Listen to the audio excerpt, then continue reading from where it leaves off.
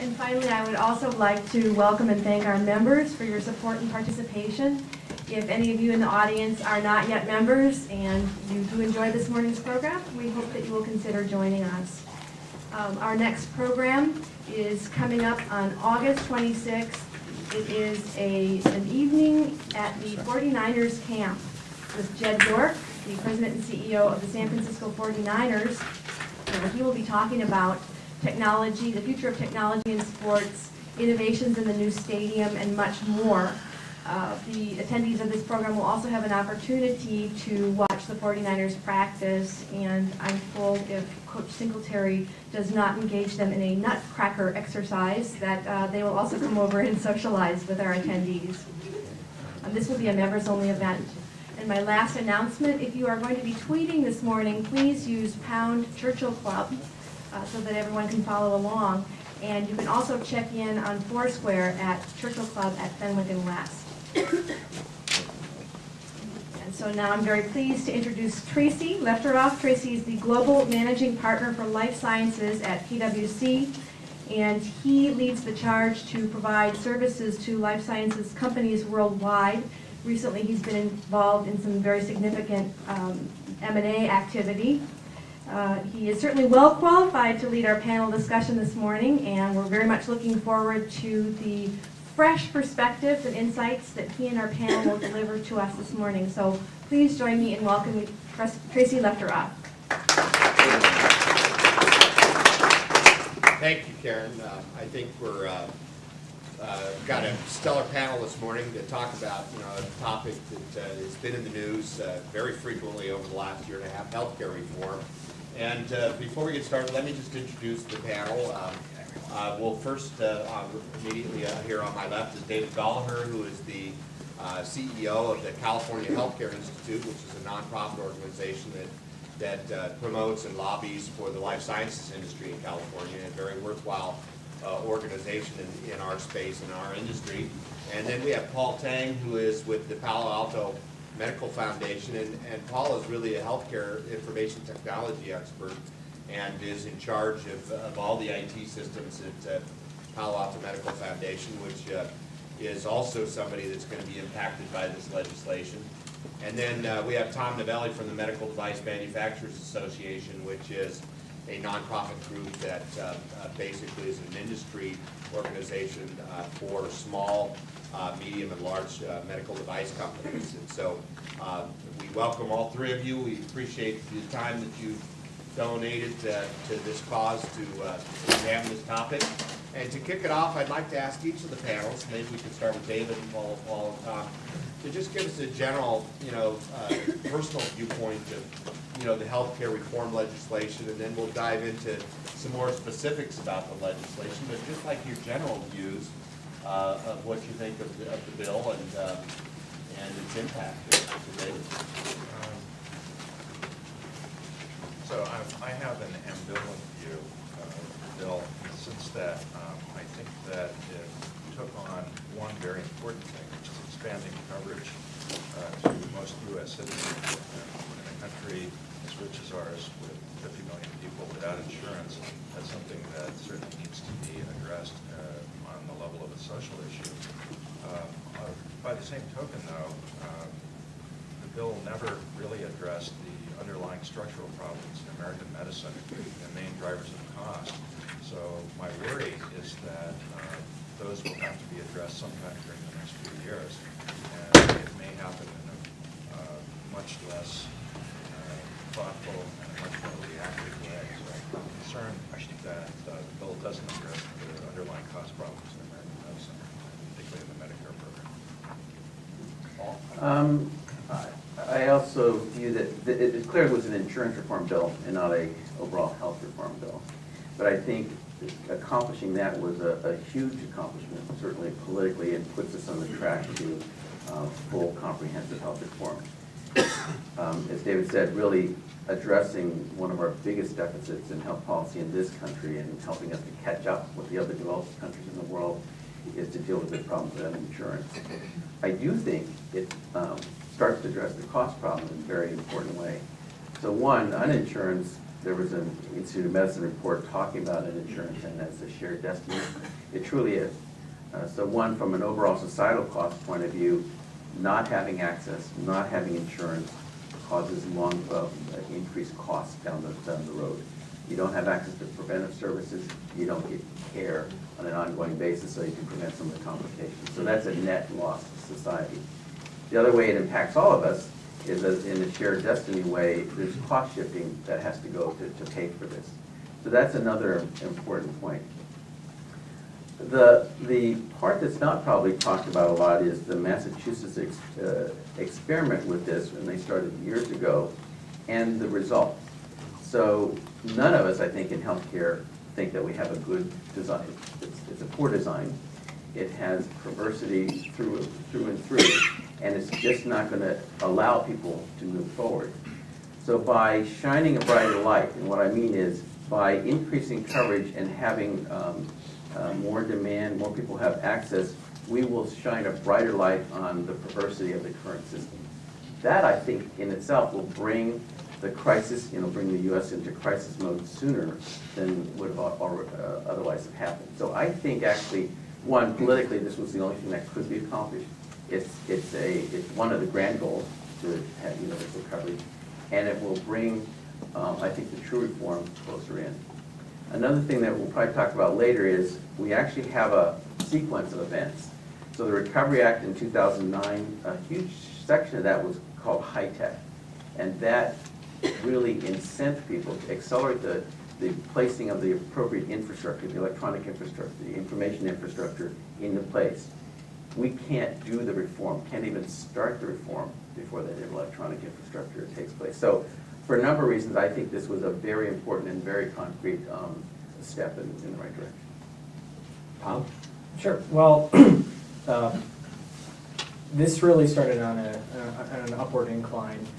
The legislation. This really had its roots going back 50s, 60s, 70s, and 80s, and every time since then. Really incentivized, really grandiose idea of universal coverage, and I think we're all in agreement that that's something that should eventually be achieved. I think we're all, some of us are in disagreement on how exactly do we get there. This, at the end of the day, started off as some very good ideas, some very concrete ideas. Started off in a very, for the most part, within specific committees of legislation, very, bipartisan ideas that we want, affordable care, we want access to care, and the end result, unfortunately, at least the methodology to get there, is something that I think was of concern to many people. The fact that this bill was passed by 3 votes in the House of Representatives, the fact that there really wasn't any bipartisanship in the final bill. For something as dramatic as the change that we're about to see over the course of the next 10 years, the fact that this wasn't done in a bipartisan manner, politically speaking, was something that was, in my personal opinion, unfortunate. Getting to the questions of whether this actually addresses the costs, one of the underlying concerns is this, there is a question of does this bend the cost curve? From the medical device perspective industry, we're dealing with new challenges going forward, starting in 2012, going on in 2013, the imposition of a new device tax and other problems and other issues. We're looking at ourselves and our responsibility in the system and saying, as a business, as an industry that tries to encourage innovation, that tries to develop some of these ideas, are incentives in place to continue this innovation, to bring these life-saving technologies into the marketplace. And unfortunately, there's been a lot of disincentives included in this legislation, which we'll probably get into in a little bit. Just to follow up on your remarks, Tom, before we move to some other questions, the Bay Area has a very vibrant and extensive medical device community. And I know one of the concerns when I talk to clients and CEOs out there is what impact is this bill going to have on the medical device industry specifically, not only small companies but also some of the emerging what I would call middle tier companies as well as some of the large ones. Could you maybe share your views on that with us? Sure. Well, I'll just talk a few highlights of specific provisions within the legislation. that are affecting medical device companies, life science companies, not only in the Bay Area, but everywhere. First, as I mentioned, the imposition of a new device tax. This was sought out early on. Let me step back a minute. One of the goals of this legislation eventually, politically, was to keep the total price tag of the bill under $1 trillion to make sure that it was paid for when looked at by the Congressional Budget Office.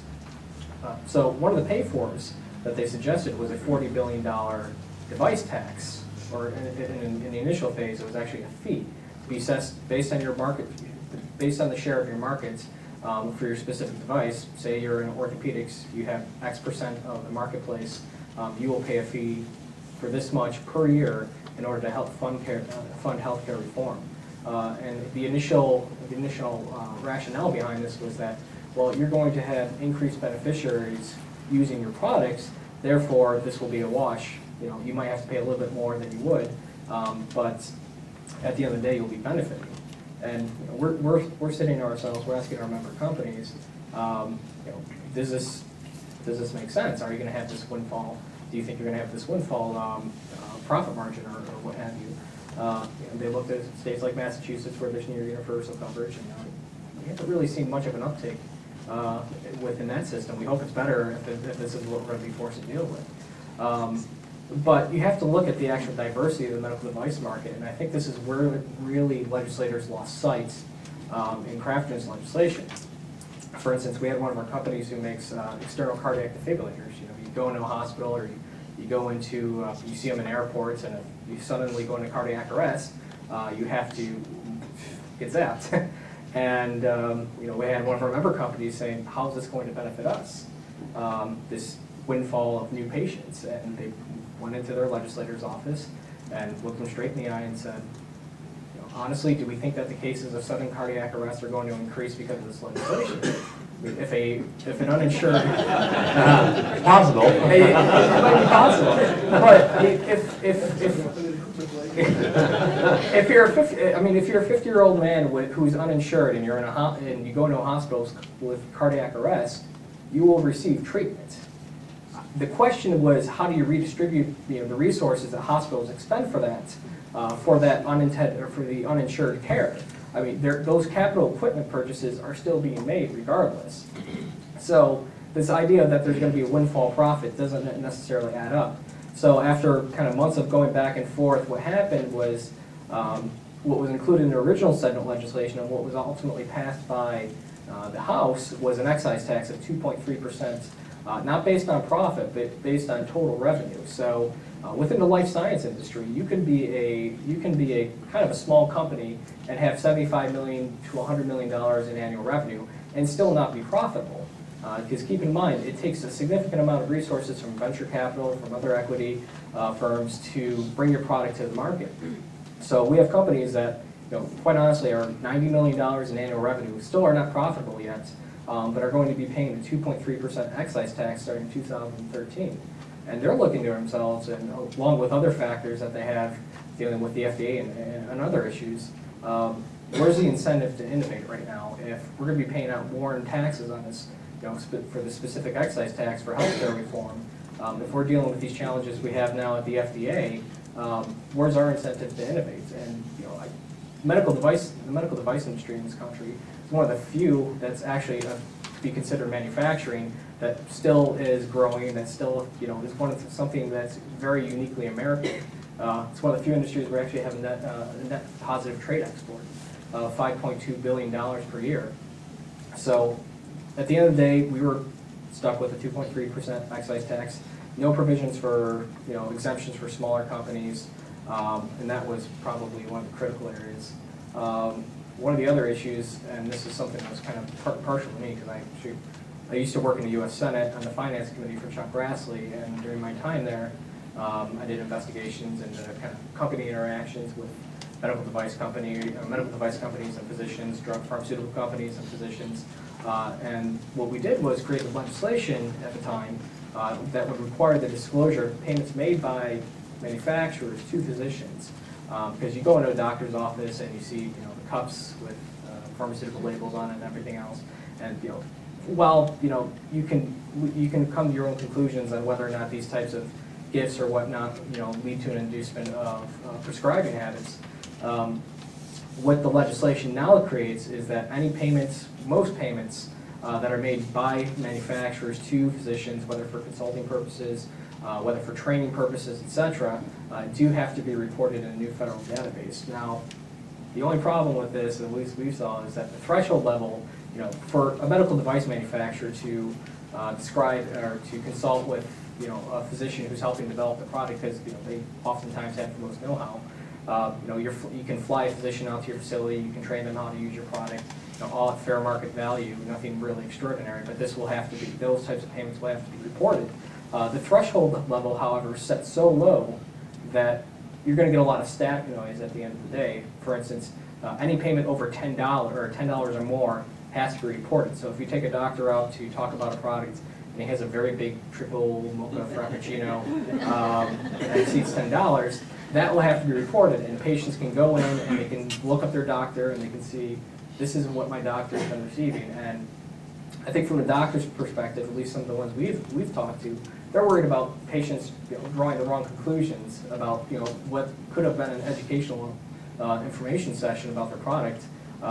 They may think that there's some sort of shenanigans going on or what have you. But those are two of the kind of front burner issues we're dealing with, and as well as some others. Yeah, before we get into IT, because I want to explore that, David, I know that a couple part question here. I know you've been working with the biotech industry on a couple of different fronts. Number one, I'm curious as to what impact you think this will have on biotech companies, and then also part of this legislation addressed the biosimilars, or the discussion around it was around biosimilars, which is generic biologics for those of you that may not be familiar with the term. And you'd like to find out where do you think we ended up there in the legislation, and what impact is that going to have? So two-part question. It's a good question, Tracy. Those of you who follow this probably know that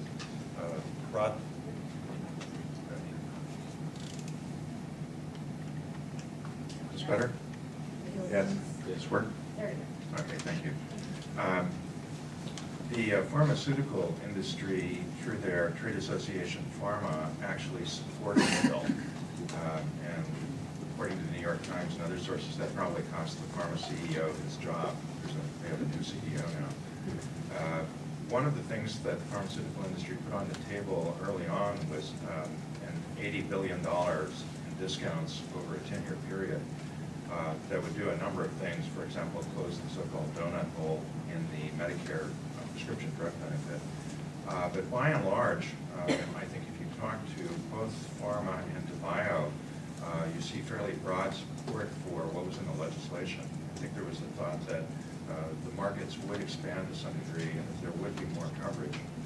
Within that, to Tracy's second part of this question, one of the provisions that's more esoteric but very important if you're a biotech CEO is follow-on biologics, or so-called biosimilars legislation. In the past, the FDA had no authority to approve, if you will, generic versions of biotech drugs that were going on patent. And there was a lot of discussion over the last several years in Congress about what that pathway would look like. You can imagine that the largest biotech companies were resistant to the idea of knockoff products of theirs being made. Long story short, the provisions in the healthcare reform bill granted long enough periods of data exclusivity for innovator companies to win returns or get returns on their investments. Also opened the door, though, to companies making second and third generation versions of biologics.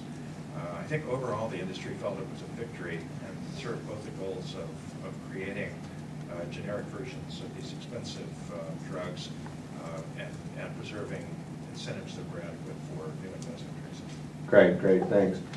Paul, you mentioned that the healthcare reform bill included a section called high tech in there, and again, a two-part question here. Number one is, what impact do you think that's going to have on improving patient care and moving healthcare reform forward? And then also there was a $273 billion provision in there to provide incentives for organizations to, demonstrate meaningful use of information technology in their businesses. And so if you could explain that provision, because I think there's some confusion as to what meaningful use really means and how's that going to impact, the adoption. And just, from my observation, working with physicians for many, many years, they're very resistant to adopting any kind of new technology, let alone information technology in the way they operate. They're like many of us, they get into routines and how they work, and they're very resistant to adopt new technology, unlike the Apple users in the Bay Area who seem to rush to the store to buy the newest devices out there. Doctors seem to be the opposite. So tell us how IT is going to work in that environment also. Sure, thanks, Tracy. Going back up to the 30,000 feet level, the primary goal is to improve the health of individuals and the population. If we focus on that, like any other business or endeavor, you got to have information to go to do that, to understand where you are and to get where you're going to go. In healthcare, paradoxically, we have not had the benefit of computerized information. So less than 10% of the practicing physicians or the hospitals have what we consider to be comprehensive electronic medical record systems. That's just, so if you think about the lives at stake, the medical errors at stake, it's just routine in a paper-based system. So one of the first pieces we have to do, and as I said, that started with the Recovery Act, in this high-tech provision of the Recovery Act, to provide incentives. Now, it was $27 billion. I wish it was $273 billion, but $27 billion. But it's interesting that that $27 billion, the $2.5 trillion industry, is a tail wagging the dog. It has had tremendous impact on both the vendor and the provider community. Why? Now, you did mention that docs have been reluctant in the past, and that definitely was true. Definitely true 5 years ago, perhaps even 3 years ago. I'll give Apple some credit for actually introducing mobile technology that improves their life, whether it's their personal life, and I think in the very short future will be their professional life as well. But clearly the folks coming out of residency right now will go to practices or hospitals that use the technology. You can't anymore because you never could, and it's just now known that you can't practice without information. So they seek out those places, healthcare organizations. But there's been a lot of challenges for physicians to get there. One, the market isn't full of outstanding products, and part of it is sort of a chicken and egg kind of thing. You have to have the demand to create the supply, and the demand wasn't there. But now everyone is realizing that you have to have it, and now how do we get over the hurdles that still remain?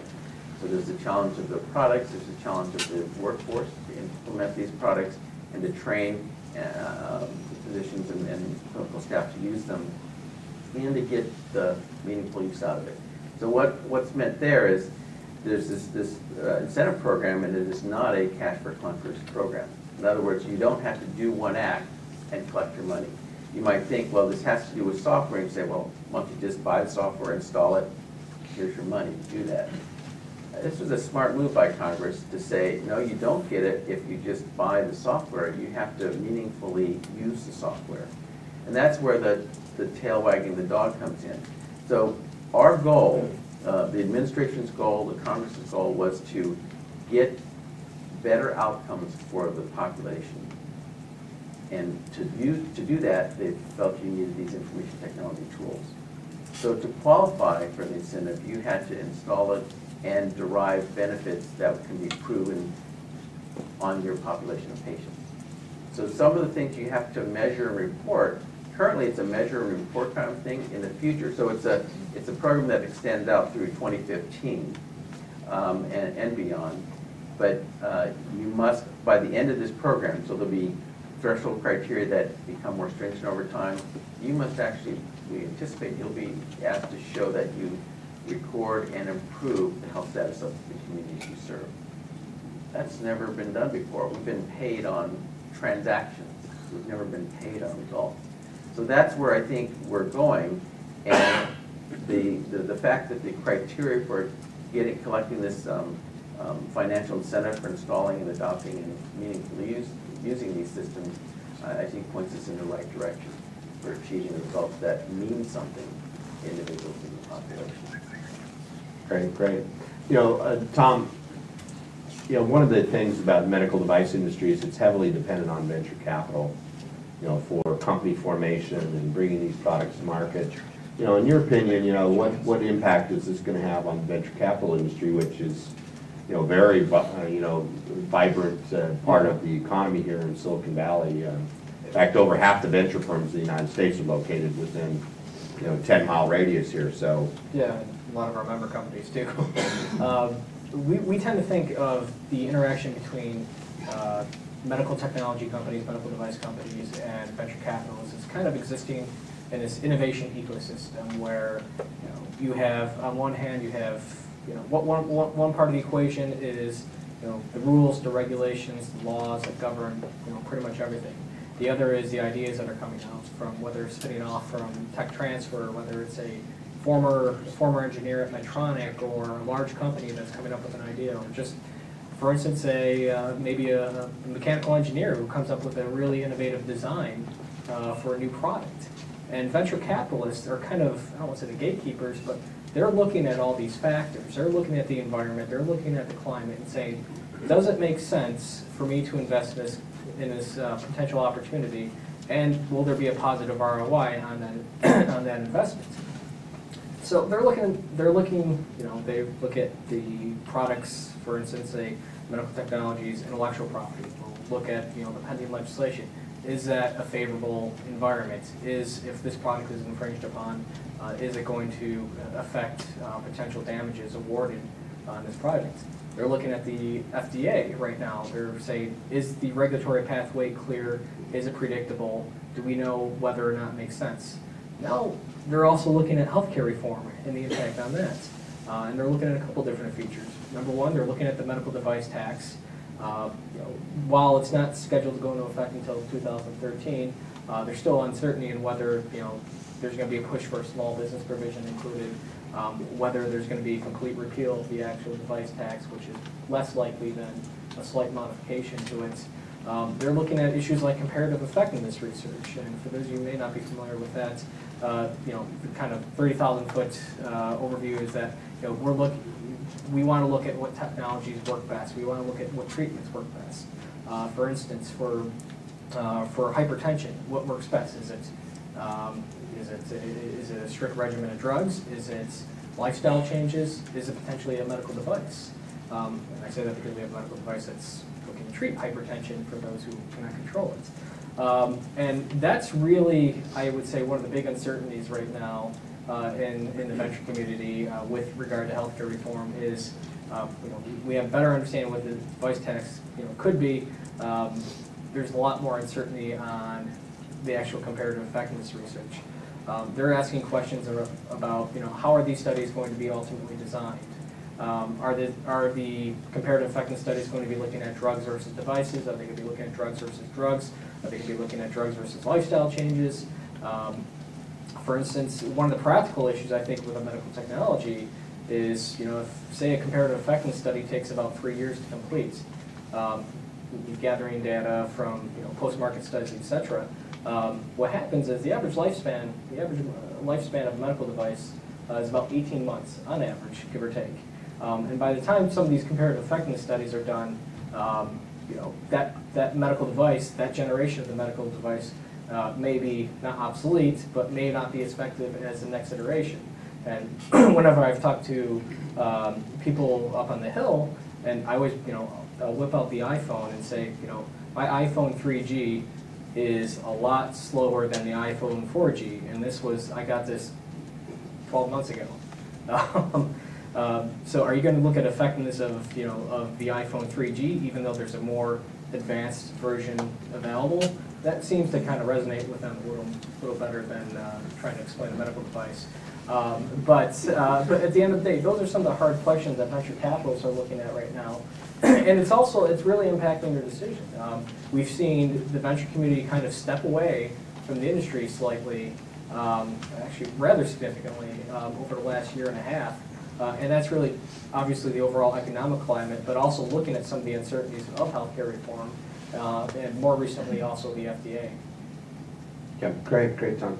You know, David, I know that you, with your organization, have a presence in Washington, D.C., and are there quite frequently. And I'm just wondering, you know, there's a lot of buzz in the press right now about the elections coming up in the fall of 2010, and the potential for the Republicans to gain control of both the House and the Senate again. I'm just wondering, what impact do you think that would have on healthcare reform, and certainly the implementation of that? As we know, the rules are still being written as we speak, and will be over the next year. And if there's a change of control here, what impact is that going to have on this? And do you think there's even a possibility that this could be repealed? So there, particularly among the Tea Partiers and so forth, one of the animating ideas was that we could repeal healthcare reform, and it was really a lightning rod issue in the streets. I think realistically, to repeal the legislation, because the president would certainly veto any repeal, you'd need 2/3 in the House and 2/3 in the Senate, and that's not going to happen. The House and the Senate are certainly in doubt in terms of control. We don't know what's going to happen in the elections. The House is up for grabs for sure, and some modeling shows that the Senate may be at risk for the Democrats as well. But I think, Tracy, to your point, how the legislation is implemented, the devil really is in the details. And if either house is controlled by the Republicans, it would certainly slow down implementation in the first instance. And some issues, for example, the medical device tax, could be reopened. So I think that we have lots of potential for chaos. And nothing like a smooth road going forward. You saw this, I think, just recently. It's been sort of 3 or 4 years since we had the head of Medicare and the president in a recess appointment named Don Berwick, who's a professor at Harvard, and someone who has a long history in medical quality and so forth, a very well-respected scholar and physician, to be the head of Medicare. And the reason it was a recess appointment because the president didn't want him subjected to Senate hearings. He felt that would open up all the wounds of healthcare reform and would dominate the news cycle at a time where the White House had to focus on other things. So I think we're still in a hyper-partisan period. Healthcare reform and its implementation after the fall elections will still be very much part of that. Hard to predict, though, what's going to happen in the fall. All right, great. I wanted to drill down a little bit on a comment that Tom made, and this is a question actually for you, Paul. But, Tom mentioned that patients now will be able to go in and see, because of information technology that's now available, what contributions have been made to their doctors. And so, it brings up a relevant question as to what is the patient's role in the healthcare information technology space, and what impact is that going to have? It's a good question, Tracy. Maybe it also addresses another point of Tom's, which is sort of from the VC point of view. I think the biggest demographic factor is basically the baby boomers, and I'm one of those. And when we appear on the scene beginning next year, we'll all be here 2030. And when we arrive, which will double us the population, the mature population that is Medicare eligible population, it'll double in size from 37 to 70 million people. To put that in perspective, that means you've been to the state of Florida. The entire country, 1 in 5 in the entire country will be over 65. That's something that's going to require a complete overhaul of our healthcare system.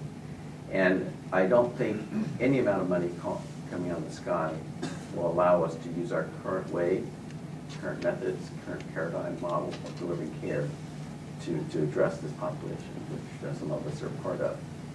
So that brings me to the question of what's patients' role? Well, in the past, patients, and on paper, there was really no information transfer. That's a combination of data about yourself or the knowledge to do something about it. In the electronic world, we can do something about that. But I think the way to scale this problem is to put more data, knowledge, and tools in the hands of patients and their surrounding caregivers. Most often, that's a family member. Whether it's our generation taking care of our parents or the other way around. There are a lot of people that are involved in an individual's health. We just have not empowered them with information at all. As one estimate goes, about $350 billion, so that is real money, even in the $2.5 trillion industry, goes towards the caregiver, this uncompensated care. So we've stripped that resources out of society, and they do that in an uncompensated way because they love their individual, but we have not empowered the society. My profession has not empowered these folks with information to be able to be effective and efficient with their time. So I think that part of the answer, potentially a major part of the answer of how do we scale up to handle the baby boomer age tsunami, is to empower patients and their caregivers with information and the tools needed. That's definitely going to be involve devices. And that's why I'm not as pessimistic about the overall role either of devices or healthcare professionals. All of us are going to be disrupted. But if we don't start now figuring out how to take care of this, take care in a new way and in a new reimbursement system, we won't get there. So I think the challenge is now, and I think that's what Obama meant when by putting healthcare as one of his top domestic agenda items, is because it primarily affects the health of the country.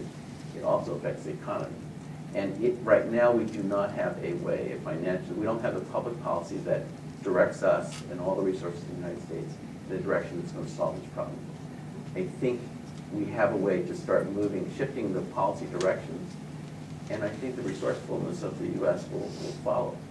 It'll involve all of the kinds of technologies that are present here on stage. But patients are going to be key, so we have to figure out how to get patients the information, the knowledge, the tools, the devices, and the pharmaceuticals to make health better. Great. Your point about, not as pessimistic, let's talk about some optimistic viewpoints here that provide some balance. And so I want to leave time for questions, so I'll throw this out to all three. I'd like your impressions on, who do you think is really going to stand to gain from the healthcare reform bill? And just your views from each of your perspectives, if there's any obvious people that will gain, whether it's companies, industries, that type. And Dave, we'll start with you, and we can get an answer from everybody, and then I think we'll open it up for questions to the audience. Sure. So the first group to gain will be people who are not covered now and who will receive substantial subsidies from the government to buy health insurance. And depending on how you count, that could be as many as 30 million people in the next 3 or 4 years. The second group who will gain will be Medicare beneficiaries. The drug benefit is being increased, and they won't have that famous donut hole anymore, so that they will be better off. If you look at what the market has said that the insurance industry is going to be better off. All the stocks of the WellPoints and Blues and so forth have done better since the passage of the bill. So even though perhaps the margins may shrink for some of the companies at the expansion of coverage will add millions and tens of millions of new customers. I have a simple, I honestly believe we're all going to benefit from this. I mentioned before that I will study that uninsurance is a shared destiny. And I see from the health professional side, clearly we shift costs around and we add costs by not giving people access to health and health care. I'll pick on another example in the meaningful use provision that you mentioned. So you think of this as software for the providers, whether they're physicians or hospitals. The way we put together the framework for how you qualify for this money, there were 5 categories, 4 clinical and 1 foundational. So one was you must prove that you improve the quality, safety, efficiency of healthcare and reduce the healthcare disparities. That seemed fairly obvious. The second one was, it must engage patients and their families. So interestingly, the providers of healthcare, the professional team behind the scenes, must provide data back to the patients in order to qualify for that money. That, I think, is transformative along the ways that I mentioned before. Patients and their families have to be part of this solution, and they've been denied access to their information. In order for the healthcare professionals to get access to this incentive dollars, they must share the information with the patients. So that is a critical piece. Again, this goes back to the Recovery Act, but that's on the road to reform. That's, I think, going to be transformative, and that opens up a whole new world for all of the parties, the patients, the providers of information technology, the providers of devices, et cetera. But I think then, at least the bottom line, the patients and the communities have the most to gain from this. Okay, Tom? I think a lot of the patients are going to be affected by some of the changes in insurance regulations. The one I always think of is pre-existing conditions.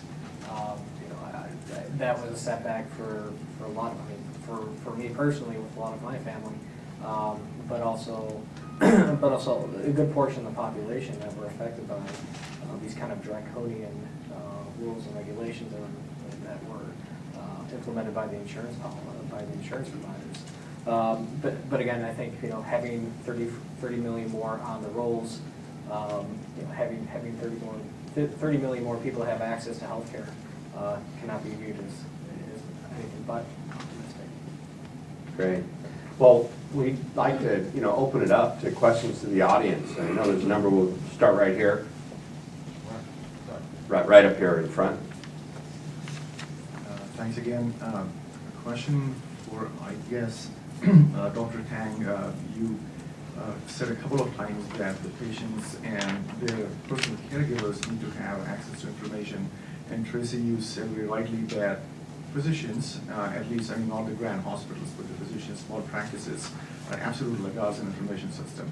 And in my doctor's office, they still have the good old files, filing cabinets, and the screen with green letters on it. So in all this, grand scheme of things, who, how, and how are we going to get to the level whereby all of these people will be fully connected? I've seen nice software of a physician being able to touch on screen, and then all the data will nicely flow. It's available everywhere, ubiquitously protected, and so forth. But so yawning gap between the reality and the dream. So can somebody address that particular piece? So there's definitely a gap, and I think this almost $30 billion of incentive, which is 2 orders of magnitude more than we've ever had in the past, is part of it. So one, there is this direct financial incentive, and for physicians, it's $44,000. If you're a Medicaid provider, it could be $64,000. So we're talking real money. We're not talking 1,000, a few thousand, which just didn't move the industry. We're talking real money, a substantial amount of what it would cost you to implement. That's already a game changer. There's another $2 billion in addition to the Medicare, Medicaid incentive that goes into infrastructure. And you mentioned the small provider, which is definitely a big gap for us right now. They're following the agricultural model. There's something called Regional Extension Center. So throughout the states, so throughout the country, there are going to be centers that help, and their charge is to help smaller practices, whether it's the physicians or the hospitals, implement this stuff to get their meaningful use incentive money. In addition, we all know that it's one thing to buy a fax machine, it's another to have other fax machines to talk to. So that's health information exchange. That doesn't happen naturally. Nobody wants to pay for the interstate, but they all want to drive on the interstate. So that clearly is a public good. So it's a clear role for the federal government to say, I've got to help paint this infrastructure. And in fact, a large amount of money, about $600 million, is going to help do that. That doesn't pay for it all, but it primarily helps give states the ability to organize communities and stakeholders so that this road can be paved. Another thing that comes out is clearly with all this implementation going on, we don't have the workforce to do that. So it keeps trickling down. So there's a chunk of money to build up in the community colleges and universities to help train both the people who are providing care as well as people who have to implement these things. So as you can tell, there's a lot of programs that are part of this broad umbrella of the High-Tech Act that are out to try to help everyone, including the last mile kind of things, including the smaller practices. It's going to take effort it's going to take more than money, clearly. But it's quite amazing how comprehensive the program is. And it's all pretty much administered out of the Office of National Coordinator and CMS in terms of getting this money out. Is there a mandatory date by which the small providers can comply with technology? So So I think I heard the question is it mandatory? Well, the way we make things mandatory in this country is you use the money. So the carrot follows first. The 44,000, the 64,000 comes first. So up through year 2014, you can earn these carrots. Now 2014, there's two reasons for 2014. One is Obama established set as a goal that all of our records are in electronic form by 2014. So in a sense, the legislation was built around that. What I mean by that is you can collect incentive money up to 2014. After 2014, i.e. starting with 2015, no longer can you collect incentive money, but you're going to start paying a penalty. So your reimbursement for Medicare and Medicaid will go down for physicians, for example, initially 1% in 2015, 2% in 2016, and so on and so forth. So there is the big carrot followed by a persistent stick built into the legislation. The other reason in my mind for the 2014 date is current projections, just the way we're spending money now. By 2017, the Medicare Trust Fund goes broke. So we have no system. So when people push back on saying this is really an aggressive program, this 2014, 2015, I said it's built in with the constraints of where we are with today's healthcare delivery system. We don't have the money after 2017 to take care of folks over 65, and all of us are going to reach that point sometime in our life. And so, in a sense, we do already have a crisis. It just wasn't visible enough.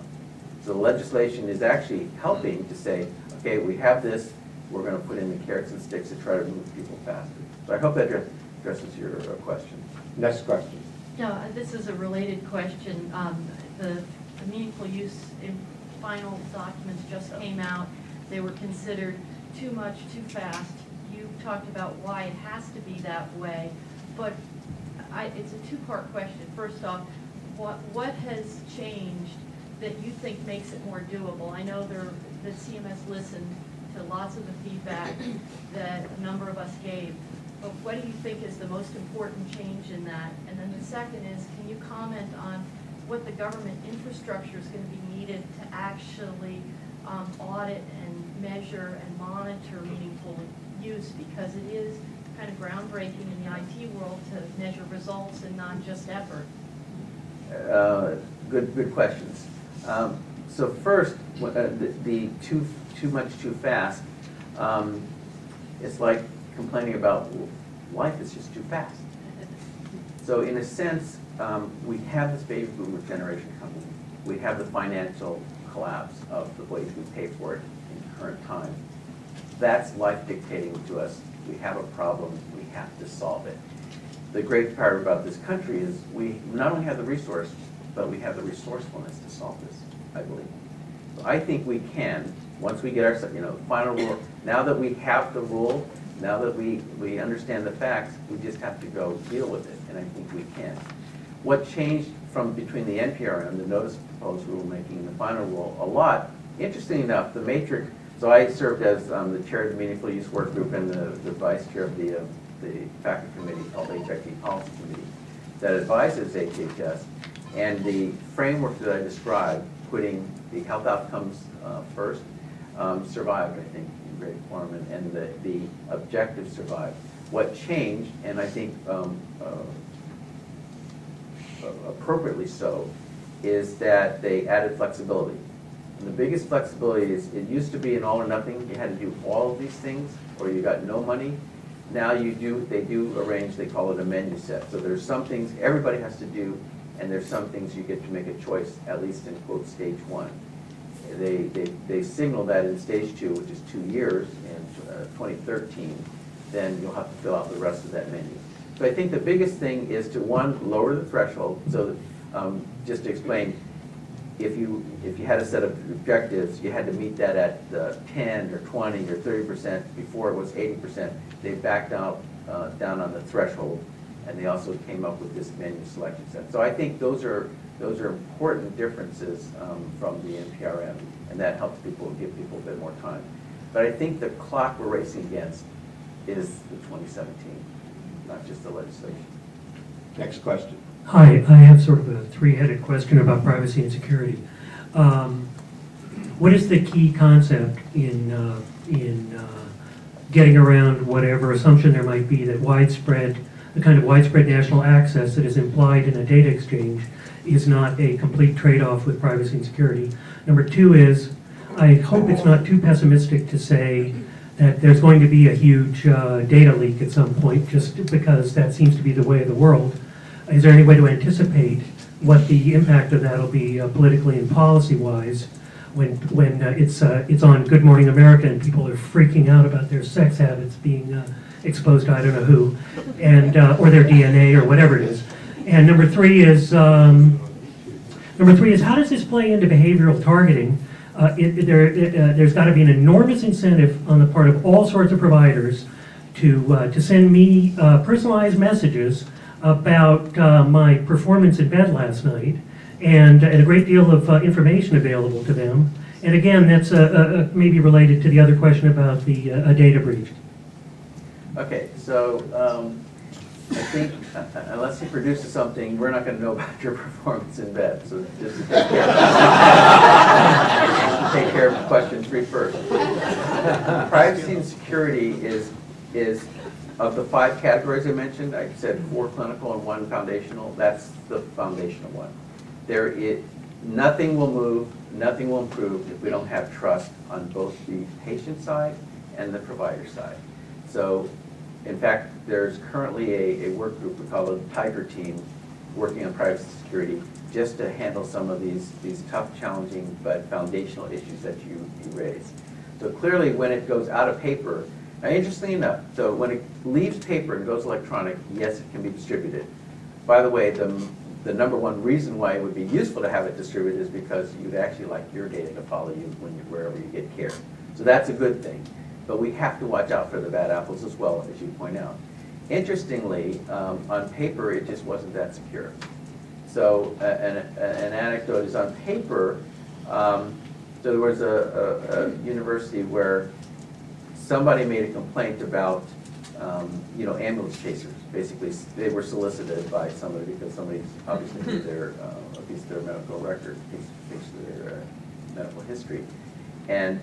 But it was done on paper. That organization was on paper, so they could never track down the perpetrator. In another university where they did have an electronic record system, a female resident complained because somebody else knew that she was pregnant. They got that person. Why? Because of the audit trails and electronic health record system. So when you have auditability and accountability, then you can enforce it, and all of a sudden, at least the consequences, the penalties for violating these privacy rules is increased. So that's on the enforcement side. But in general, we've been very proactive. So there's Hipaa. I think you all know about that.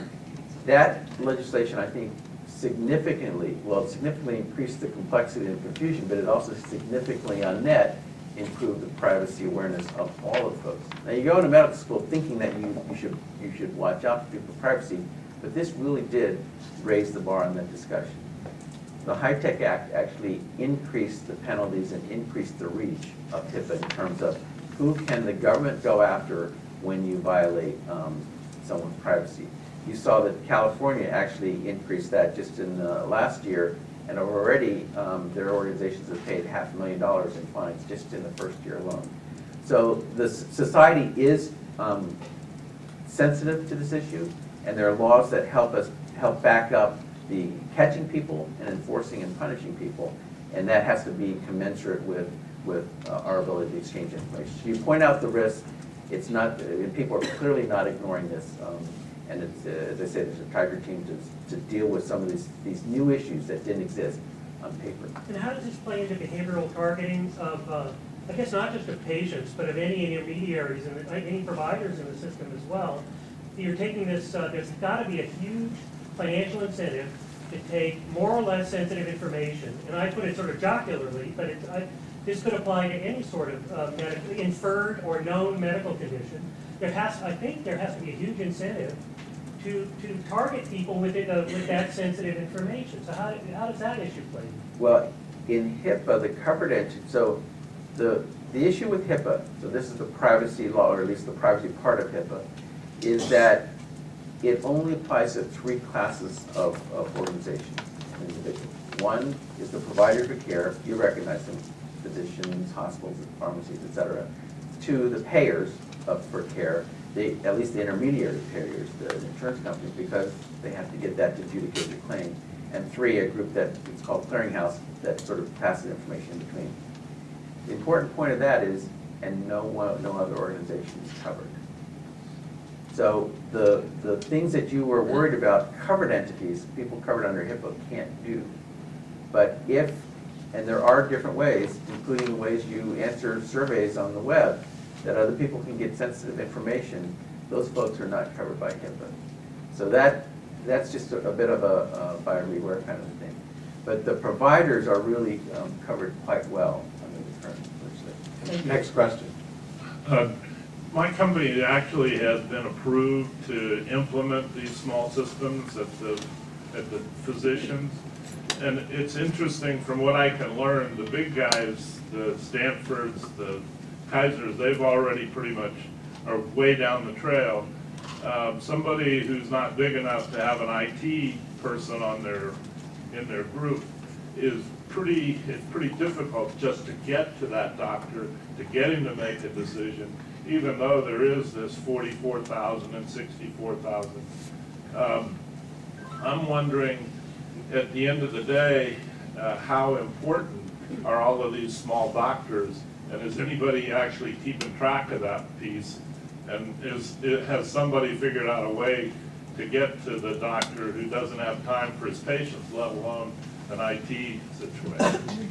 So that's a good question. It was like the first question. There are programs to help the smaller practitioners. Professional societies, the one I belong to, is the American College of Physicians, have put out a website to help doctors in smaller practices compare the different products and rate them, et cetera. So there are folks trying to address this problem.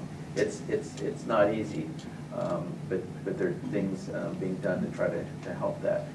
And are we tracking it? Yes. So we actually, so the HIT Policy Committee, one of our subcommittees on certification and adoption, are looking to have ongoing surveillance on, well, are these EHRs getting out there and are they getting implemented? So we're trying to track. So here's the policy. How's the industry reacting? And then are there any mid-course corrections we can do to make it faster and apply to more people? We have time for one more question. So I've spent a long time, a lot of consulting days, or other people's consulting money. No, I actually get a return. Bringing private sector approaches to public sector information technology utilization and healthcare utilization. For example, the Kaiser's National Clinical Information System. And so when I hear the government spending billions of dollars to help private sector IT get off the ground, first I panic.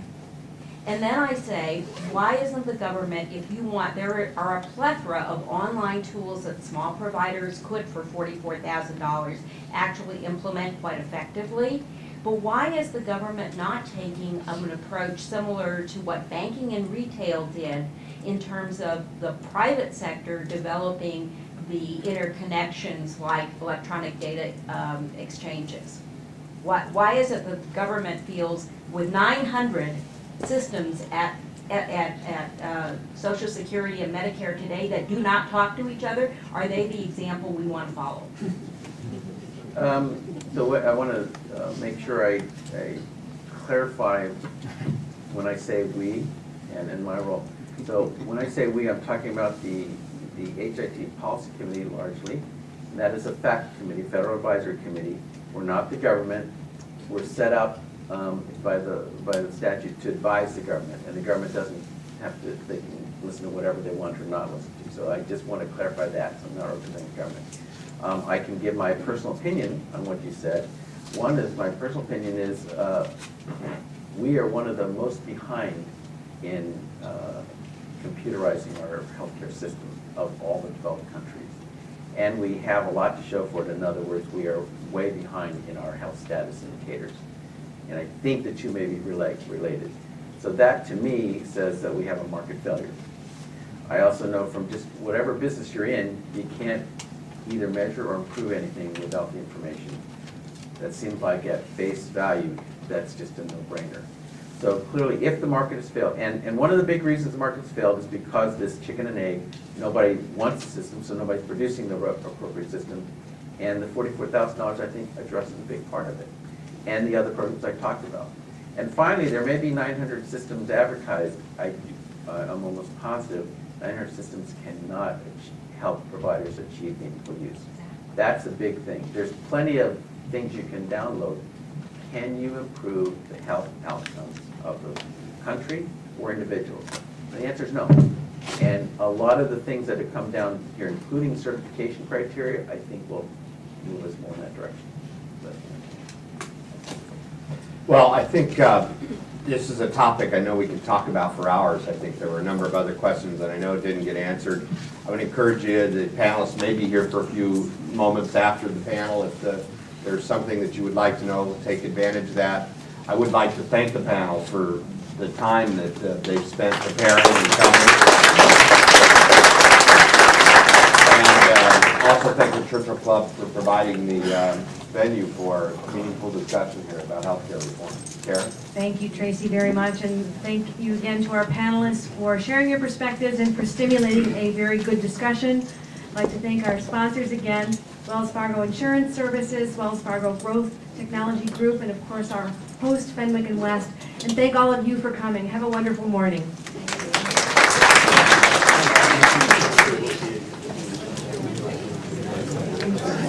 Hey, how's it going? Doing well. Nice to see you. That's good. Yeah. Surprisingly busy. That's the problem.